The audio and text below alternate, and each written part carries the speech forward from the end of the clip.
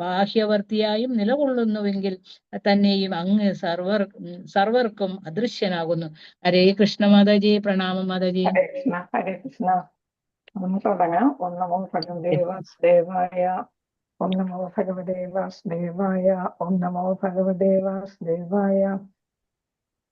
നാരായണം നമസ്കൃത്യം നരം ചൈവ നരോത്തമം ദേവീം സരസ്വതീം വ്യാസം തതോ ജയമുദീരയേര നഷ്ടപ്രായേഷ ഭദ്രേഷു നിത്യം ഭാഗവത സേവയാ ഭഗവതി ഉത്തമ ശ്ലോകേ ഭക്തിർഭവതി നൈഷ്ഠികേ മുഖം കരോതി വാചാലം പങ്കും ലംഘയതേ ഗിരിം യത്കൃപാതമഹം വന്ദേ ശ്രീഗുരും ദീനതാരിണം ശ്രീചൈതന്യമീശ്വരം പരമാനന്ദമാധവം. ഓമജ്ഞാനതിമിരാന്തസ്യ ജ്ഞാനാഞ്ജനശലാകയ ചക്ഷുരുന്മീലിതം യേന തസ്മൈ ശ്രീഗുരവേ നമഃ. ശ്രീചൈതന്യമനോഭീഷ്ടം സ്ഥാപിതം യേന ഭൂതലേ സ്വയം രൂപകഥാ മഹ്യം ദദാതി സ്വപദാന്തികം.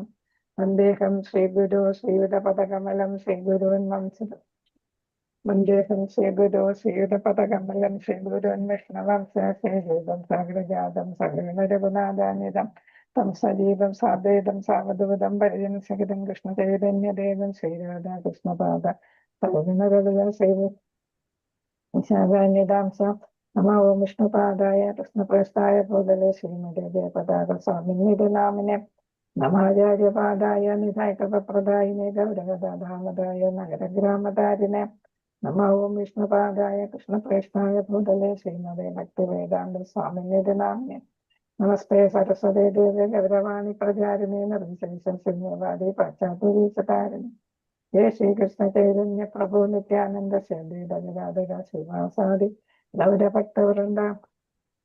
ഹരേ കൃഷ്ണ കൃഷ്ണ കൃഷ്ണ ഹരേ ഹരേ ഹരേ രാമ രാമ രാമ ഹരേ ഹരേ. ഹരേ കൃഷ്ണ കൃഷ്ണ കൃഷ്ണ ഹരേ ഹരേ ഹരേ രാമ രാമ രാമ ഹരേ ഹരേ. ഹരേ കൃഷ്ണ കൃഷ്ണ കൃഷ്ണ ഹരേ ഹരേ ഹരേ രാമ രാമ രാമ ഹരേ ഹരേ. ഹരേ കൃഷ്ണ. പ്രണാമം. എല്ലാവർക്കും ശ്രീ ശ്രീ രാധാഗോവിന്ദ മന്ദിർ ഇസ്കോൺ മംഗലാപുരത്തിന്റെ ഷോർട്ട് ഭാഗവതം ക്ലാസ്സിലേക്ക് എല്ലാവർക്കും സ്വാഗതം. ഹരേ കൃഷ്ണ. ഹരേ കൃഷ്ണ മാതാജി പ്രണാമം. ഹരേ കൃഷ്ണ മാതാജി പ്രണാമം. പ്രണാമം മാതാജി. ഷെയർ ഷെയർ കിട്ടുന്നുണ്ടോ? പ്രണാമം മാതാജി. മാതാജി വന്നില്ല. കറങ്ങുന്നു കിടന്നു. നെറ്റ് പ്രശ്നം തോന്നുന്നു. ആയിട്ട് ഞാനിത് നോക്കുകയാണ്. നെറ്റ് പ്രോബ്ലം ഉണ്ട്. നെറ്റ് പ്രോബ്ലം കറങ്ങു കിടന്നു. ആണോ? മാതാജി തുടങ്ങിക്കോളൂ. ഓഫ് ചെയ്ത് നോക്കൂ, അപ്പൊ ചിലപ്പോ കിട്ടും. അല്ല അതെല്ലാം ഇപ്പൊ വന്ന് മാതാജി വന്ന് കേട്ടാ. ആ ശരി.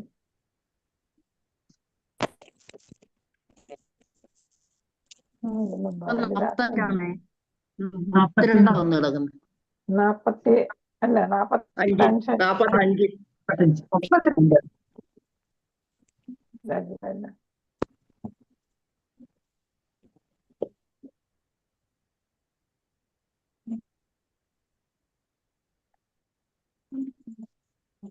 ഇത് പഴയതാണല്ലോ കിടക്കുന്നത്. അപ്പൊ ഞാൻ ബുക്കിൽ നോക്കി വായിക്കട്ടെ. ഇത് തുടങ്ങിക്കും. കൃഷ്ണ.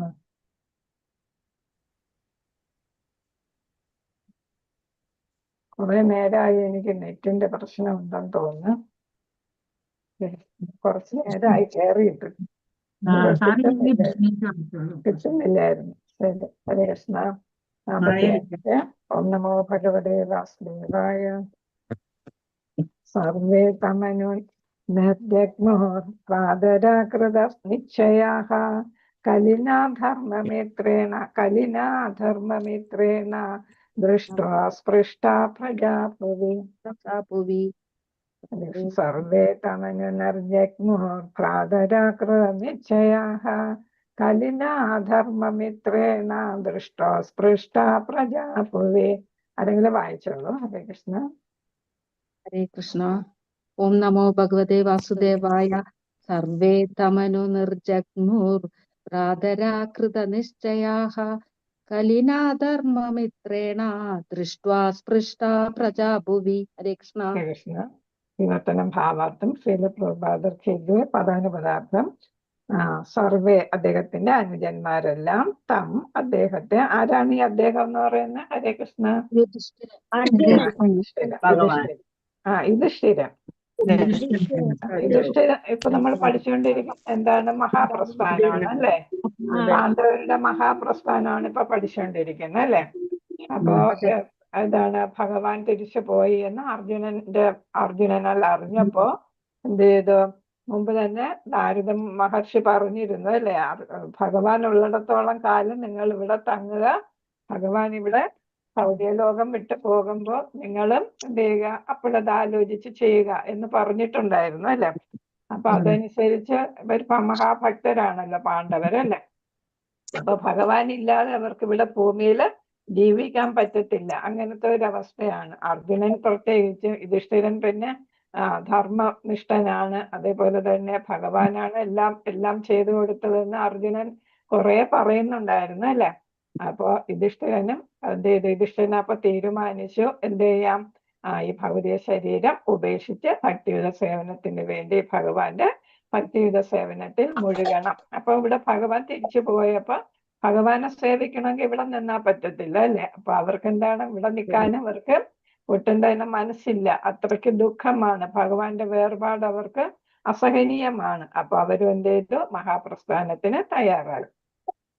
അപ്പൊ ഇതിനെക്കുറിച്ചൊരു ബുക്ക് ഉണ്ടായിരുന്നു, ഏതാ പിന്നെ മലയാളത്തിൽ എഴുതിയിട്ടുണ്ട്, അവാർഡ് കിട്ടിയ, ഹിന്ദിയിലുള്ള ഒരു ബുക്കാണ്, ഒരു അവാർഡ് കിട്ടിയ ബുക്കായിരുന്നു, ദ്രൗപദി എന്ന് പറഞ്ഞിട്ട്. ലൈബ്രറിയിൽ നിന്ന് എടുത്ത് വായിച്ചു നോക്കണം.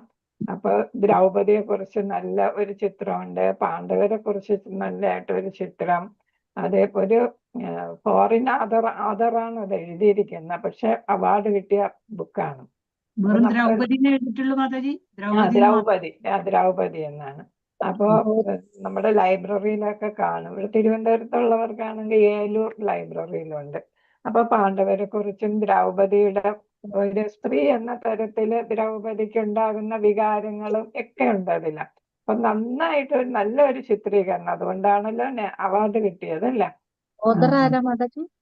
ഓദറിന്റെ പേര് ഞാൻ ഓർക്കുന്നില്ല, നോക്കിയിട്ട് പറഞ്ഞുതരാം. അപ്പൊ നെറ്റിൽ അടിച്ചു നോക്കിയാൽ ചിലപ്പോ കിട്ടും. ഞാൻ ഓദറിന്റെ പേര് നോക്കിയിട്ട് പറഞ്ഞുതരാം, നാളെ പറഞ്ഞുതരാം. അപ്പോ അതേപോലെ ഭഗവാനുമായിട്ടുള്ള പാണ്ഡവരുടെ ബന്ധം അല്ലെ, സംബന്ധം നമ്മൾ പഠിച്ചിട്ടുണ്ട് അല്ലെ. സംബന്ധം, അഭിധേയം, പിന്നെ ഏതാണ് അഭിധേയം, സംബന്ധം, പിന്നെ ഏതാണ് പ്രയോജന അല്ലെ. 3 തത്വങ്ങൾ, പ്രയോജന. ഈ 3 തത്വങ്ങളെ കുറിച്ച് നന്നായിട്ട് അതിൽ വിവരിച്ചിട്ടുണ്ട്. നല്ലൊരു ബുക്കാണ്, എല്ലാവരും വായിക്കേണ്ട ഒരു ബുക്കാണ്. നമ്മൾ വീണ്ടും വീണ്ടും വായിക്കണമെന്ന് തോന്നുന്ന ഒരു ബുക്ക്. അതിൽ ഈ മഹാപ്രസ്ഥാനത്തെ കുറിച്ച് നന്നായിട്ടുള്ള ഒരു വിവരണമുണ്ട്. അപ്പൊ കിട്ടുന്നെങ്കിൽ എടുത്ത് വായിച്ചോളാം. അപ്പൊ ഈ മഹാപ്രസ്ഥാനത്തിന് ആര് തയ്യാറായി? യുധിഷ്ഠിരൻ തയ്യാറായി. അപ്പൊ യുധിഷ്ഠിരന്റെ അനുജന്മാർ എന്താണ്, നമ്മുടെ ഇപ്പോഴത്തെ പോലെ അല്ല, ഐക്യമുള്ളവരാണ് അല്ലെ. ഭ്രാതാവ്, മൂത്ത ജ്യേഷ്ഠൻ എന്ത് പറയുന്നു, എന്ത് വിചാരിക്കുന്നു അതേപോലെ പാലിക്കുകയും ചെയ്യുകയും ഫോളോ ചെയ്യുകയും ചെയ്യുന്നതാണ് ഈ അനുജന്മാർ അല്ലെ. പിന്നെ അവരെല്ലാം ഓരോ ദേവന്മാരുടെ മക്കളുമാണ് അല്ലെ. അപ്പൊ ആ ദേവന്മാരുടെ ഗുണങ്ങളും എല്ലാവർക്കും ഉണ്ട് അല്ലെ. ഇവരിവിടെ ഭൂമിയിലാണ് ജീവിക്കുന്നതെങ്കിലും ശുദ്ധ സത്വഗുണത്തിലുള്ളവരാണ് ഈ 5 പാണ്ഡവരും. അപ്പൊ ഭഗവാനെ വിട്ടുപോകാൻ അവർ വിട്ടുപോയത് കൊണ്ട് അവർക്ക് ഇവിടെ ജീവിക്കാനും വയ്യ. പിന്നെ ഏതാണ്, ജ്യേഷ്ഠനെ ഫോളോ ചെയ്യുന്ന, ജ്യേഷ്ഠൻ എന്ത് പറയുന്നു അതേപോലെ ചെയ്യുന്നു, അതേപോലെ അനുവർത്തിക്കുന്ന അനുജന്മാരുമാണ് അല്ലെ. അപ്പൊ ആ കാര്യത്തെ കുറിച്ചാണ് ഇവിടെ പറയുന്നത്. അപ്പൊ ഭഗവാൻ പോയപ്പോ അവരും ഈ ഭൗതിക ലോകം വിടാനായിട്ട് തീരുമാനിച്ച് അതിനുള്ള നടപടികളൊക്കെ ചെയ്യുന്നു. അപ്പൊ അതാണ് ഇവിടെ പറയുന്നത്.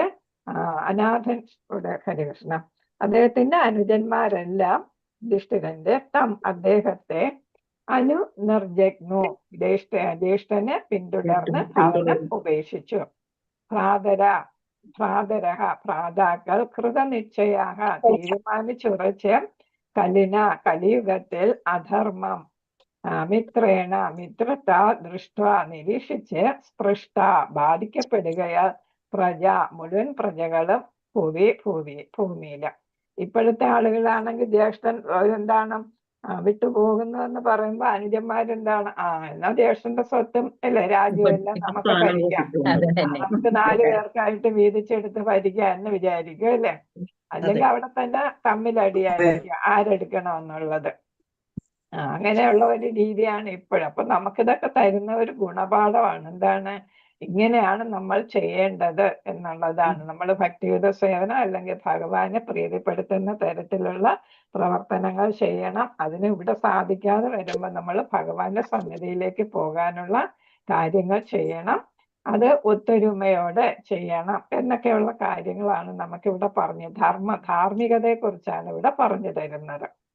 ഹരേ കൃഷ്ണ. അപ്പൊ ഇവിടെ വിവർത്തനം ഭാവാർത്ഥം ശീല പ്രഭാതർക്ക് ജയ് ഭുവനത്തിലുടനീളം കലിയുഗം ആഗതമായി കഴിഞ്ഞെന്നും രാജ്യത്തിലെ പ്രജകൾ ഇതിനോടകം തന്നെ അധർമ്മ ബാധിതരായി കഴിഞ്ഞെന്നും നിരീക്ഷിച്ച മഹാരാജാവ് യുധിഷ്ഠിരന്റെ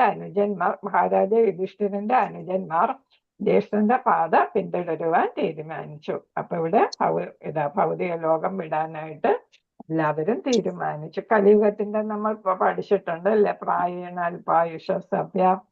അതാർക്കറിയാം? സഭ്യകാലവസ്മിൻ ഹതേജന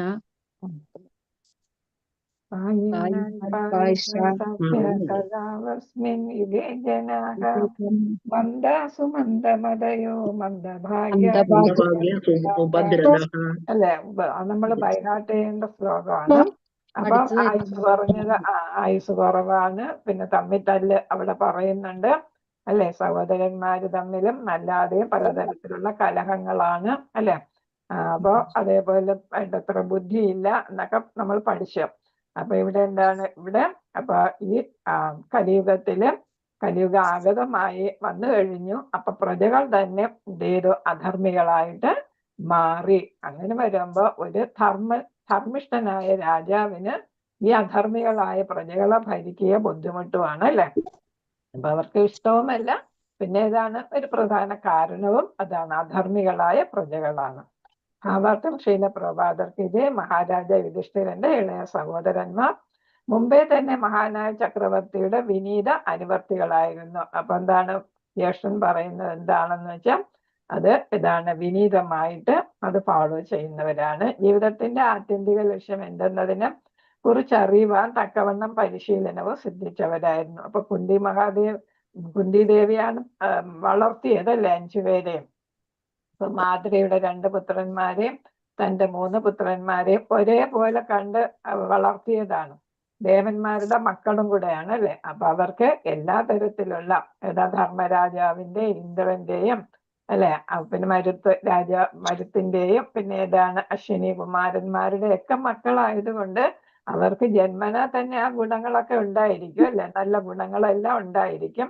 പിന്നെ കുന്തി ദേവിയുടെയും ഭീഷ്മരുടെയും എല്ലാം ഗൈഡൻസിലാണ് അവര് വളർന്നത്. അപ്പൊ അത് കാരണം എന്താണ്, എല്ലാ പരിശീലനവും അവർക്ക് സിദ്ധിച്ചിരുന്നു. ആകയാൽ ശ്രീകൃഷ്ണ ഭഗവാന് ഭക്തിയുത സേവനം അനുഷ്ഠിക്കുന്നതിൽ അവർ ജ്യേഷ്ഠന്റെ പാത പിന്തുടരുവാൻ തീരുമാനിച്ചു. സനാതന ധർമ്മം അനുസരിച്ച് ഒരുവൻ തന്റെ ജീവിതത്തിന്റെ ആദ്യ പകുതി അവസാനിക്കുമ്പോൾ ഗൃഹസ്ഥ ജീവിതത്തിൽ നിന്ന് വിരമിച്ച് ആത്മസാക്ഷാത്കാരത്തിൽ സ്വയം നിരതനാകണം. അപ്പൊ ധർമ്മശാസ്ത്രങ്ങൾ മനുസ്മൃതിയൊക്കെ പറയുന്ന എന്താണ്, നമുക്ക് 100 വയസ്സെന്നാണ് പറഞ്ഞിട്ടുള്ളത് അല്ലെ. കലിയുഗത്തിൽ 100 വയസ്സ്. അപ്പൊ 50 വയസ്സാകുമ്പോ തന്നെ നമ്മൾ എന്ത് ചെയ്യണം, ഈ ഭൗതിക ജീവിതം ഉപേക്ഷിക്കണം. ഗൃഹസ്ഥാശ്രമം പൂർത്തിയാക്കി വാനപ്രസ്ഥത്തിലേക്ക് നമ്മൾ കടക്കണം എന്നാണ്. അതാണ് സനാതന ധർമ്മം എന്ന് പറയുന്നത്. മനുസ്മൃതി തുടങ്ങിയ ധർമ്മശാസ്ത്രങ്ങൾ പറയുന്നത് അതാണ്.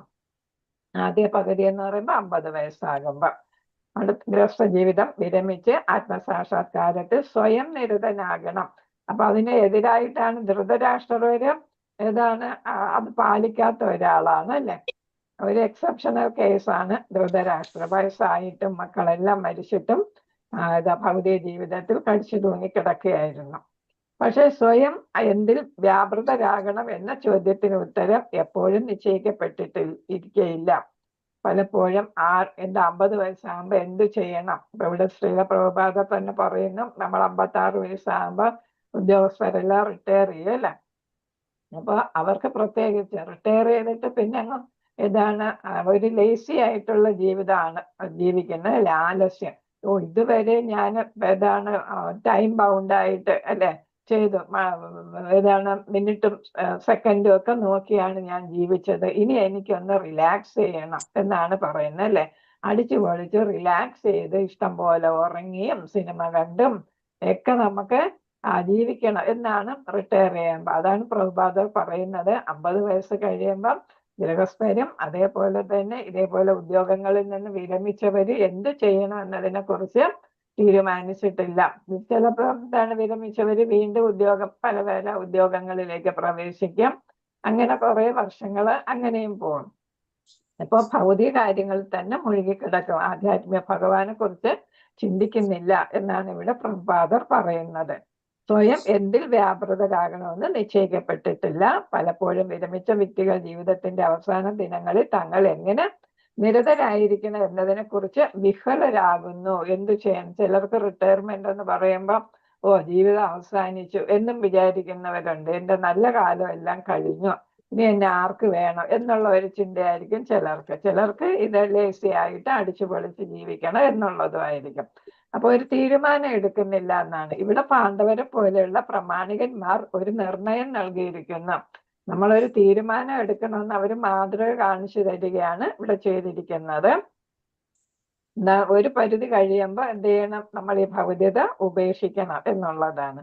പരമദിവ്യോത്തമ പുരുഷനായ ശ്രീകൃഷ്ണ ഭഗവാന്റെ ഭക്തിഗത സേവനത്തെ അനുകൂലമായ രീതിയിൽ പുഷ്ടിപ്പെടുത്തുന്നതിൽ അവരെല്ലാം സ്വയം നിരതരായി. ശ്രീധര സ്വാമിയുടെ അഭിപ്രായം അനുസരിച്ച് അനേകം വ്യക്തികൾ ധരിച്ചിരിക്കുന്നത് പോലെ ധർമ്മ അർത്ഥ കാമ മോക്ഷങ്ങൾ അഥവാ കാമ്യകർമ്മങ്ങൾ, താത്വിക ഊഹാപോഹങ്ങൾ, മോക്ഷം എന്നിവ ജീവിതത്തിന്റെ ആത്യന്തിക ലക്ഷ്യമല്ല. അപ്പൊ നമ്മൾ വേദങ്ങളും ഇതൊക്കെ പറയുന്നുണ്ട് അല്ലെ. ഭൗതികമായിട്ടുള്ള ലോകത്ത് അല്ലെങ്കിൽ ഭൗതിക ജീവിതം ആഗ്രഹിക്കുന്നവരാണ് ധർമ്മം, അർത്ഥം, കാമം, മോക്ഷം ഈ 4 തത്വങ്ങൾ അതിനെക്കുറിച്ച് ചിന്തിക്കുന്നത്, അതെല്ലാം നേടുന്നതിന് വേണ്ടിയിട്ട് ചിന്തിക്കുന്നത് എന്നാണ്. പക്ഷെ അതല്ല നമ്മുടെ ലക്ഷ്യം. അവയെല്ലാം ജീവിതത്തിന്റെ ആത്യന്തിക ലക്ഷ്യമെന്ന് അറിയാത്തവർ ഏറെക്കുറെ പരിശീലിക്കുന്നു. അപ്പൊ നമുക്ക് ഇതല്ല ശരിക്കായിട്ടുള്ള ലക്ഷ്യം. നമ്മുടെ ആത്യന്തിക ലക്ഷ്യം എന്ന് വെച്ചാൽ ആദ്യവും അവസാനമായിട്ടുള്ള ലക്ഷ്യം എന്താണ്? ഭഗവാനെ പ്രീതിപ്പെടുത്തുക, ഭഗവാനിൽ എത്തിച്ചേരുക, ഭക്തിയുത സേവനം ചെയ്യുക എന്നുള്ളത്. അപ്പൊ അറിയാത്തവർ എന്ത് ചെയ്യണം? ഇതിനെക്കുറിച്ച് പരിശീലനം നേടണം എന്നുള്ളതാണ്. ജീവിതത്തിൽ ആത്യന്തിക ലക്ഷ്യമെന്ന് ഭഗവത്ഗീത 16:65 പറയുന്നുണ്ട്. ഏതാണ്?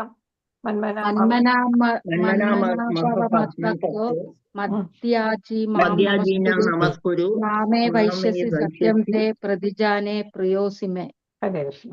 അപ്പൊ ഭഗവാൻ സ്വയം മുമ്പേ തന്നെ അരുളി ചെയ്തിരിക്കുന്നു. അപ്പൊ അറിയാത്തവർക്ക് ഭഗവാൻ തന്നെ പറഞ്ഞു തന്നിട്ടുണ്ട്, നിങ്ങൾ ഇന്നത് ചെയ്യൂ എന്നുള്ളത്. അപ്പൊ ഭഗവാൻ പറഞ്ഞു തന്നതെങ്കിലും ഓർത്ത് സ്മരിച്ചെന്ത് ചെയ്യുക? നമ്മൾ അവസാന ഘട്ടത്തിലെങ്കിലും, നമ്മൾ കുഞ്ഞിലെ ചെയ്യാനുള്ളതാണ്, അവസാന ഘട്ടത്തിലെങ്കിലും ഭഗവത് സ്മരണയില് എത്തിച്ചേരുക എന്നാണ്. ഏതൊരുവിധ ശങ്കയും കൂടാതെ അത് അനുവർത്തിക്കത്തക്ക വിധം ബുദ്ധിമാന്മാരായിരുന്നു പാണ്ഡവന്മാർ. അവർക്ക് ആരോടും ചോദിക്കണ്ട, വീണ്ടും ഒരു ചിന്തയുടെ ആവശ്യമില്ല, ഒരു വിചാരത്തിന്റെ ആവശ്യമില്ല. അവരുടെ മനസ്സിൽ ആദ്യമേ തന്നെ എന്താണ്? ഭക്തിയുത സേവനമാണ് നമ്മുടെ ലക്ഷ്യമെന്ന് അവർക്ക് ആദ്യമേ ബോധ്യമായിരുന്നു. കൃഷ്ണ. ശ്ലോകം 46. ഭഗവതേ വാസുദേവായ. തേ സാധുകൃത സർവാർത്ഥ ജ്ഞാത്വാത്യന്തികം ആത്മനഃ മനസാ ധാരയാമാസുർ വൈകുണ്ഠചരണാംബുജം. തേ സാധുകൃത സർവാർത്ഥ ജ്ഞാത്വാ ആത്യന്തിക ആത്മന ജ്ഞാത്വാ ആത്യന്തികമാത്മനഃ മനസാ ധാരയാമാസുർ വൈകുണ്ഠചരണാംബുജം. ഇവിടെ ജ്ഞാത്വാ ആത്യന്തികം ആത്മനഃ എന്നുള്ളതാണ്. ധാരയാം ആസുർ വൈകുണ്ഠ ചരണാംബുജം. ഒരാൾ വായിച്ചോളൂ. ഹരേ കൃഷ്ണ. കൃഷ്ണമാതാജി വായിക്കട്ടെ. നമോ ഭഗവതേ വാസുദേവായ. തേ സാധുകൃത സർവാർത്ഥ ജ്ഞാത്വാന്തിക ആത്മനഃ മനസാ ധാരയാമാസുർ വൈകുണ്ഠ ചരണാംബുജം. ഹരേ കൃഷ്ണ ജ്ഞാത്വ മാതാജി. ഹരേ കൃഷ്ണ. ജ്ഞാത്വ ആത്യന്തിക. ജ്ഞാത്വാന്തിക ആത്യന്തികം നമ്മൾ നേരത്തെ പറഞ്ഞ വാക്കില്ലേ, ആത്യന്തികം. ജ്ഞാത്വ ആത്യന്തികം ആത്മന എന്നുള്ളത്. ഹരേ കൃഷ്ണ. പദാനുപദാർത്ഥം ശ്രീലപ്രഭാതത്തിന്റെ തേ അവരെയെല്ലാം സാധുകൃതം ഒരു സാധുവിന് യോജിച്ച വിധം മേന്മയുള്ളതൊക്കെയും നിർവഹിച്ച ശേഷം സർവ അർത്ഥ യോഗ്യമായതെല്ലാം ഉള്ളടക്കിയ ജ്ഞാത്വ അത് ശരിക്കും മനസ്സിലാക്കി ആത്യന്തികമായ ആത്മനഹ ജീവാത്മാവിന്റെ ആത്മനഹ എന്ന് പറയുമ്പോൾ ജീവാത്മാവിന്റെ മനസ്സിനുള്ളിൽ ധാരയാം ധാര നമുക്കറിയാം ഒഴുകിക്കൊണ്ടിരിക്കുന്നതാണ് അല്ലെ. അതാണ് അഭംഗുരം എന്ന് പറയുന്നത്. നമ്മൾ ശിവഭഗവാന് ധാര നേരുന്നു അല്ലെ. എന്ന് വെച്ചാല് ഇടമുറിയാതെ എന്നുള്ളതാണ്. അഭംഗുരമായി നിലനിർത്തി. വസന്ത മാതാജി ഇല്ലേ? പോയി ട്രെയിനിലാ കേറിയിട്ടുണ്ട്. ഷെയർ ചെയ്തിട്ടുണ്ട് തോന്നുന്നു മാതാജി. ഷെയർ ചെയ്തിട്ട് ഇറങ്ങി. ഞാന് മറന്നും പോയി. കോഹോസ്റ്റ് ആക്കിയിട്ടില്ല. ഷെയർ ചെയ്തിട്ടുണ്ടായിരുന്നു മാതാജി. ഷെയർ ചെയ്തിട്ട് ഇറങ്ങി. വൈകുണ്ഠാധിപതിയായ ഭഗവാൻ ആത്മീയ ലോകത്തിന്റെ നാഥൻ ചരണാംബുജം പാദപത്മങ്ങൾ. അപ്പൊ ഇവിടെ എന്താണ് പറയുന്നത്? ഇവരെല്ലാം എന്ത് നിർവഹിച്ചവരാണ്? ധാർമ്മ്യ തത്വങ്ങളെല്ലാം നിർവഹിച്ചവരാണ്. ധാർമ്മ്യ തത്വം എന്ന് പറയുമ്പോൾ ഓരോരുത്തർക്കും ഓരോ കർത്തവ്യങ്ങളുണ്ട് അല്ലെ. ഇപ്പൊ ഇവർ ക്ഷത്രിയരാണ്. ക്ഷത്രിയരാകുമ്പോൾ ക്ഷത്രിയ ധർമ്മം അവര് നടത്തണം. അതേപോലെ ആശ്രമമാണെങ്കിൽ ഗൃഹസ്ഥാശ്രമം അതും ചെയ്യണം അല്ലെ. അപ്പൊ അവര് ബ്രഹ്മചര്യം, ഗാർഹസ്ഥ്യം, വാനപ്രസ്ഥം, സന്യാസം ഒക്കെ ചെയ്തവരാണ് അല്ലെ. അത് നമുക്ക് മനസ്സിലാക്കുന്നുണ്ട്. അപ്പൊ അവര് അതേപോലെ തന്നെ അവരുടെ ധാർമ്മികത എന്ന് പറഞ്ഞ വർണ്ണാശ്രമ ധർമ്മങ്ങൾ പാലിച്ചവരാണ്. ഒരു ക്ഷത്രിയന്റെ ഡ്യൂട്ടികളെല്ലാം അവർ ചെയ്തു. യുദ്ധം ചെയ്തു, രാജ്യം തിരിച്ചു പിടിച്ചു അല്ലെ. അപ്പൊ അങ്ങനെ ചെയ്യേണ്ട കാര്യങ്ങളെല്ലാം അവര് നന്നായിട്ട് ചെയ്തു. തത്ഫലമായി ഏവരുടെയും പരമലക്ഷ്യം ശ്രീകൃഷ്ണ ഭഗവാന്റെ പാതാരവിന്ദങ്ങളാണെന്ന് അവർ ശരിയായി നിർണയിച്ചു. അപ്പൊ അവർക്ക് മനസ്സിലായിട്ടുണ്ട് എന്താണ് ഇതെല്ലാം കഴിയുമ്പോ ധാർമ്മ്യ തത്വങ്ങളെല്ലാം അവർ പാലിച്ചു കഴിയുമ്പോ അവസാനത്തെ ലക്ഷ്യം ഏതായിരിക്കണം? ഭഗവാന്റെ പാതാരവിന്ദം. ആകയാൽ അവർ ഭഗവാന്റെ പാതാരവിന്ദങ്ങളെ നിർവിഘ്നം ധ്യാനിച്ചു. അപ്പൊ സ്മരണം അല്ലെ, സ്മരണമാണ് വരുന്നത്. അപ്പൊ കീർത്തനവും ശ്രവണവും എല്ലാം ഇഷ്ടം പോലെ കഴിഞ്ഞു അല്ലെ. ഇപ്പൊ സ്മരണ അവസ്ഥയിലാണ്. അപ്പൊ അവരെന്ത് ചെയ്ത് ഭഗവാനെ ധ്യാനിച്ചു. നിർവിഘ്നം എന്നാണ് പറഞ്ഞത്. ഏതാണ് ധാരായാം എന്ന് പറഞ്ഞത്. നിർവിഘ്നം ഒരു തടസ്സവുമില്ലാതെ മുടക്കമില്ലാതെ എന്നാണ് ഭാവാർത്ഥം. ശീലപ്രഭാതർക്കെതിരെ ഭഗവത്ഗീത 7:28 ഭഗവാൻ ഇപ്രകാരം അരുളി ചെയ്യുന്നു. ശ്ലോകം അറിയാമെങ്കിൽ പാടിക്കോളാം.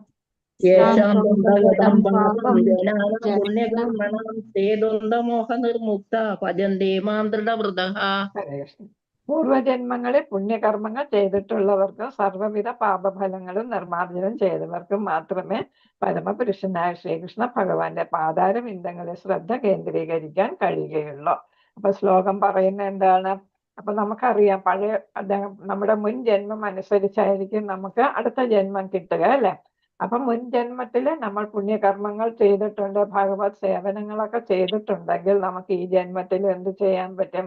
ഭഗവത് സേവനം ചെയ്യാനും ഭഗവാനെ സ്മരിക്കാനും ഭഗവാന്റെ പാതാരവിന്ദങ്ങളിൽ മനസ്സുറപ്പിക്കാനും ഒക്കെ നമുക്ക് സാധിക്കും. അതാണ് ഇവിടെ പറയുന്നത്. പാണ്ഡവർ ഈ ജന്മത്തിൽ മാത്രമല്ല പൂർവ്വജന്മങ്ങളിലും സദാ പരമമായ പുണ്യപ്രവൃത്തി നിർവഹിച്ചു പോന്നിരുന്നതിനാൽ അവർ എല്ലാവിധ പാപഫലങ്ങളിൽ നിന്നും എപ്പോഴും വിമുക്തരാണ്. അപ്പൊ എത്രത്തോളം പുണ്യപ്രവൃത്തികളും സനാതന ധർമ്മവും ഒക്കെ അവർ പാലിച്ചു, ഭഗവാന് പറ്റിയ സേവനം മുൻ ജന്മത്തിൽ ചെയ്തിരുന്നു എന്നതിന് ഉദാഹരണമാണ് ഭഗവാൻ തന്നെ അവരുടെ സുഹൃത്തായിട്ടും വഴികാട്ടിയായിട്ടും ഉപദേശകനായിട്ടും അല്ലെ, യുദ്ധത്തിൽ തേരാളിയായിട്ടും എല്ലാ വിഷമ സന്ദർഭങ്ങളിലും അവരെ പരിപാലിച്ച് അവരെ രക്ഷിച്ച് സംരക്ഷിച്ച് ഒക്കെ കൊണ്ടുവന്നത്. വലിയ വലിയ ദുരിതങ്ങളാണ് അവർ അനുഭവിച്ചിരുന്നത് അല്ലെ. എല്ലായിടത്തും ആര് കൂടെ ഉണ്ടായിരുന്നു? ഭഗവാൻ കൂടെ ഉണ്ടായിരുന്നു. അതെന്തിന്റെ ഫലമാണ്? കഴിഞ്ഞ ജന്മങ്ങളിൽ അവർ ചെയ്ത പുണ്യപ്രവർത്തിയുടെയും ഭക്തിയുടെ സേവനത്തിന്റെയും ഫലമായിട്ടാണ് അവർക്ക് ഈ ജന്മത്തിൽ ഭഗവാന്റെ സാന്നിധ്യവും ഭഗവാന്റെ ഉപദേശവും സഹായവും എല്ലാം എപ്പോഴും കിട്ടിയത്. അതുകൊണ്ട് അവരെന്താണ് എപ്പോഴും ഭഗവാന്റെ സാന്നിധ്യം തന്നെ എന്തിനിടയാക്കാം? പാപങ്ങളിൽ നിന്ന് മുക്തി അല്ലെ. പാപങ്ങളിൽ നിന്ന് മുക്തി. നമുക്കറിയാം ധർമ്മപുത്രരൊക്കെ എത്രത്തോളം നന്മയുള്ള ആളായിരുന്നു അല്ലെ. ഏതാണ് ദുരിതം വരുമ്പോഴും അതുപോലെ എന്ത് അനീതി വന്നാലും എന്ത് ചെയ്തു, അദ്ദേഹം അതൊക്കെ സഹിക്കുകയുണ്ടായി അല്ലെ. ഈ ചൂതുകളിയില് എന്താണ് തെറ്റായിട്ടാണ് അദ്ദേഹത്തെ പരാജയപ്പെടുത്തിയത്, കള്ളക്കളിയിലാണ് പരാജയപ്പെടുത്തിയതെന്നൊക്കെ അറിഞ്ഞിട്ടും അദ്ദേഹം എന്ത് ചെയ്തു, ഒരു ക്ഷത്രിയന്റെ ധർമ്മം അനുസരിച്ച് പറ്റിക്കുമെന്ന് അറിഞ്ഞിട്ട് തന്നെയാണ് ചൂതുകളി പങ്കെടുത്തത് അല്ലെ. അതൊരു ക്ഷത്രിയന്റെ ധർമ്മമാണ്, രാജാവിന്റെ ധർമ്മമാണ് ചൂതുകളിയില് പങ്കെടുക്കുക എന്നുള്ളത്. അപ്പൊ ഇതെല്ലാം അറിഞ്ഞുകൊണ്ട് തന്നെ ധർമ്മം പ്രവർത്തിച്ച ആളാണ്. അപ്പൊ കൂടെ ഭഗവാൻ എപ്പോഴും ഉണ്ടായിരുന്നു എന്നുള്ളതാണ്.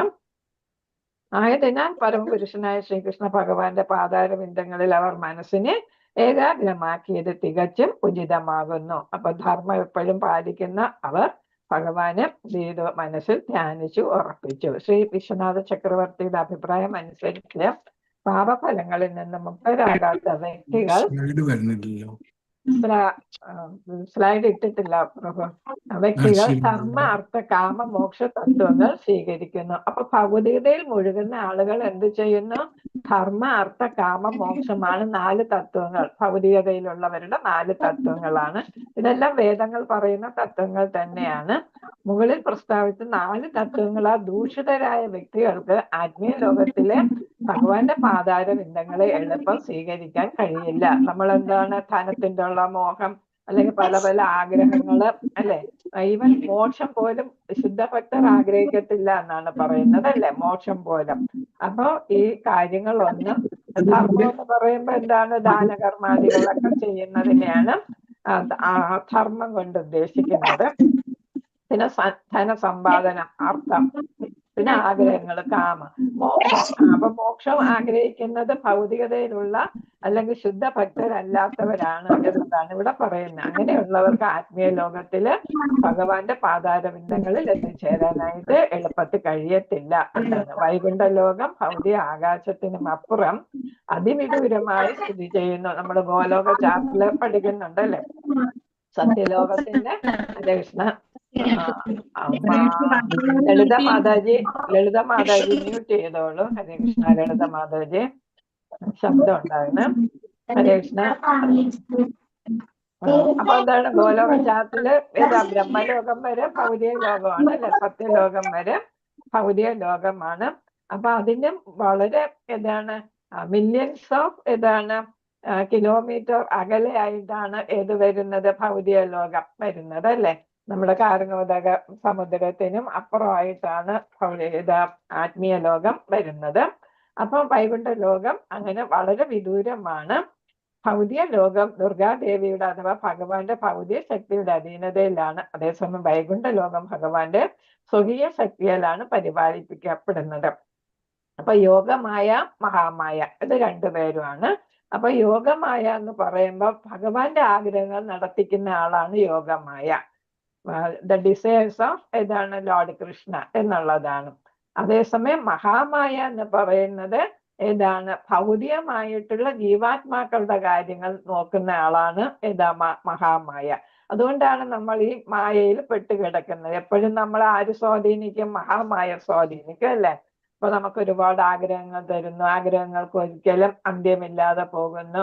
ഈ ധർമ്മ അർത്ഥ കാമ മോക്ഷങ്ങളൊക്കെ നമ്മൾ ആഗ്രഹിക്കുന്നത് മഹാമായയുടെ സ്വാധീനത്തിലാണ്. അപ്പം മനുഷ്യ അല്ലെങ്കിൽ ജീവാത്മാക്കളെ നിയന്ത്രിക്കുന്ന ആള് ആരാണ്? മഹാമായ. അതായത് ഭൗതികമായിട്ടുള്ള ആഗ്രഹങ്ങള് നടത്തിക്കുന്നത് മഹാമായ. അതേസമയം ഭഗവാന്റെ ആഗ്രഹങ്ങൾ നടത്തിക്കുന്നത് യോഗമായ. ഇപ്പൊ ഭഗവാൻ എപ്പോഴൊക്കെയാണോ ആഗ്രഹം, ഇപ്പൊ യശോദാ മാതാവിന്റെ വാ തുറന്നിട്ട് പ്രപഞ്ചം മുഴുവൻ കാണിച്ചു. അപ്പൊ യശോദാ മാതാവ് ഇങ്ങനെ അന്തം വിട്ടിരിക്കുകയാണ് അല്ലെ. അപ്പൊ ഉടൻ തന്നെ എന്ത് ചെയ്തു? യോഗമായ എന്ത് ചെയ്തു? അതിനെ മറയ്ക്കുകയുണ്ടായി അല്ലെ, മറയ്ക്കുകയുണ്ടായി. അപ്പൊ അങ്ങനെ ഓരോ സന്ദർഭത്തിലും പിന്നെ ജനിച്ചപ്പോ തന്നെ യോഗമായ എന്ത് ചെയ്തു? അതെല്ലാം കാണിച്ചു കൊടുക്കുന്നു. നാരായണ രൂപം കാണുന്നു അല്ലെ. അത് കഴിയുമ്പോ അതങ്ങ് മറയ്ക്കുന്നു. അപ്പൊ എന്നിട്ട് സാധാരണ ഒരു ശിശുവായിട്ട് മാറുന്നു. അപ്പൊ അവിടെ യോഗമായ വേണ്ടപ്പോഴൊക്കെ ഭഗവാന്റെ ആഗ്രഹങ്ങൾക്ക് അനുസരിച്ച് പ്രവർത്തിക്കുന്നതാണ് യോഗമായ. അതായത് ആധ്യാത്മിക കാര്യങ്ങളും ഭഗവാന്റെ കാര്യങ്ങളും ആഗ്രഹങ്ങളും ചെയ്യുന്നത് യോഗമായ, അത് നടപ്പിലാക്കുന്നത് യോഗമായ. ജീവാത്മാക്കളുടെ ഭൗതികമായിട്ടുള്ള ആഗ്രഹങ്ങളെല്ലാം നടത്തിക്കുന്നത് ആരാണ്? മഹാമായ. അല്ലെ? അപ്പൊ ഇതാണ് രണ്ടും ഭഗവാന്റെ ശക്തികളാണ് അല്ലെ? ഒന്ന് ബാഹ്യശക്തി, മറ്റത് എന്തേത്? അന്തരംഗ ശക്തിയായിട്ട് വരുന്നു. ബാഹ്യശക്തി ഏതാണ്? മഹാമായ. അന്തരംഗ ശക്തിയായിട്ട് വരുന്നത് യോഗമായ. ഹരേ കൃഷ്ണ. വാഞ്ചകൽപതരൂപസ്യ കൃപ